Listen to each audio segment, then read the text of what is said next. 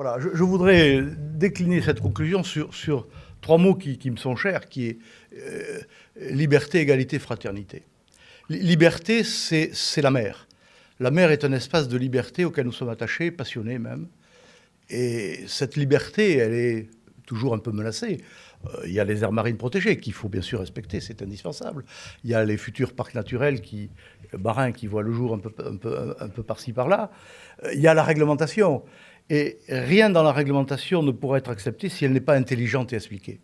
Et les réglementations aveugles qu'on voit parfois ou discordantes sont très mal vécues par nous qui sommes, encore une fois, attachés à la liberté. Alors cette liberté, elle va bien sûr avec la responsabilité.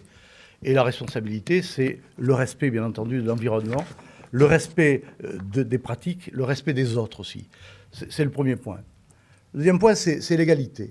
Et on a vu un petit peu autour de ces échanges qu'on supporte mal de ne pas être traités de la même façon, nous qui sommes sur l'eau pour pêcher de loisirs et ceux qui sont sur l'eau pour pêcher pour vivre. C'est vrai que l'enjeu est peut-être plus important, mais on a vu parfois des discordances réglementaires qui sont mal vécues. C'est vrai pour la pêche sous-marine en particulier. Il y a des choses qu'on ne comprend pas et qu'on voit mal et qui irritent un peu nos comportements. Donc on souhaiterait que les choses s'apaisent et qu'il y ait de ce côté-là une meilleure uniformisation des règlements. Et à ce propos, d'ailleurs, je souhaiterais qu'on renforce les échanges, le dialogue avec les professionnels qui ont une tâche importante à faire sur la mer et qui ont un métier très dur. Mais il y a pour l'instant encore un blocage. Je souhaiterais que cela se résorbe. Enfin, la fraternité, c'est le dialogue.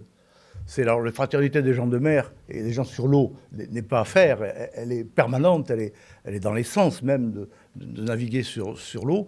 Mais la fraternité, c'est le dialogue, et ces assises ont permis d'instaurer le dialogue.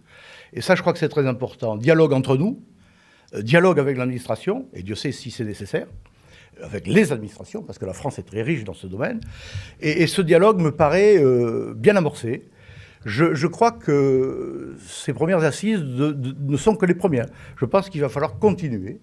Et en ce qui concerne l'UNAN, nous sommes prêts à mettre sur pied la poursuite de ce lieu d'échange en l'élargissant. Alors peut-être pas tous les 3 mois, ni même tous les ans, mais il faudra certainement se retrouver pour nous remettre ensemble un petit peu et remettre un peu d'ordre dans nos pensées.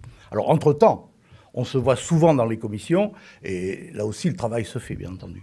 Mais en tout cas, bravo pour ces assises. Je suis content de l'initiative de Jean Kieffer et je suis content qu'on ait décidé d'y participer. Votre initiative. En tout cas, merci et je suis ravi et il faut que ça continue. Voilà. Merci, Monsieur Garcia.